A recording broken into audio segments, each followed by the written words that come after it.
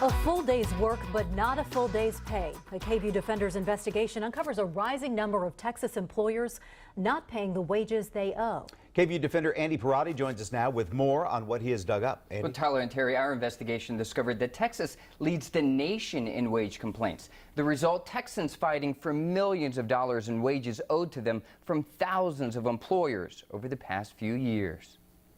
If it's a good day and there's no traffic, it's about 45 minutes. Kimberly Gaynor lives paycheck to paycheck. Even filling up her car is difficult.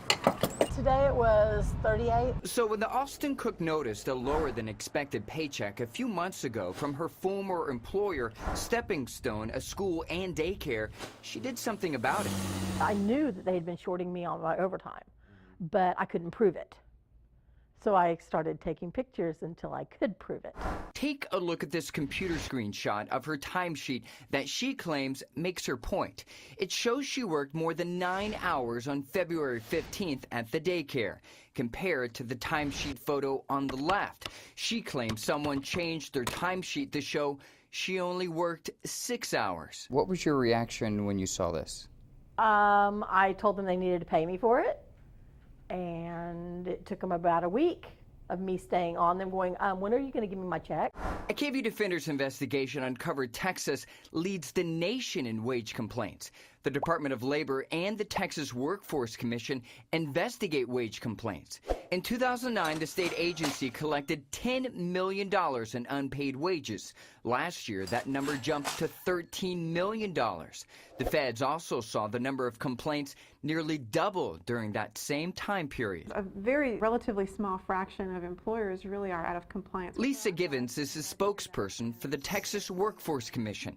She admits that while some violations are unintentional, others are fraud done on purpose. We have a lot of people moving to Texas as well, don't forget. So I guess the increase could point to just a greater number of potential for wage claims. The owners of Stepping Stone had to pay nearly $5,000 in unpaid wages since 1996. No, I'm not surprised.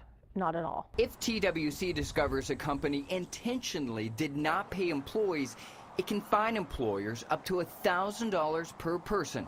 Mitchell Richmond is an employment law attorney in Austin. I think $1,000 is not much of a fine because the employer probably saved at least that much on that one employee. TWC disagrees. I think the penalties and the fact that they can multiply combined with the ability of our agency to place liens and freeze bank accounts is definitely a deterrent. The state has never fined Stepping Stone schools, but the Department of Labor now says it has an open investigation into the daycare. The federal agency won't say why, but Kimberly Gaynor received this letter a few months ago from Stepping Stone, stating a review of its payroll records show it has determined that we owe you $1,589. When you got this letter, what did you think?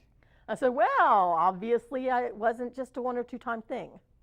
I said, that's a big chunk of change. Stepping Stone declined repeated requests for an interview, but owner Rhonda Paver did send us this letter, saying the Department of Labor determined the daycare had some erroneous but unintentional $20 payroll reductions for employee uniform expenses, and that there were other minor issues addressed. I would seriously say I could have sworn I worked late this day. Gaynor hopes her story is a wake-up call to others. They're doing it to me.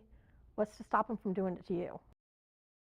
If employees suspect they're not getting paid what they're owed, they need to act fast. The statute of limitations in Texas for wage claims is only 180 days. And Tyler and Terry, employment law experts say you need to document as much as you can, just like Kim did in our story. And you may want to think about contacting an attorney that specializes in this law. Not a lot of time. Yeah. All right, Good Andy, information. thank you. For a checklist of other things you should do if you suspect your employer isn't paying you and instructions on filing a complaint with the state and federal government, go to this story on KVUE.com.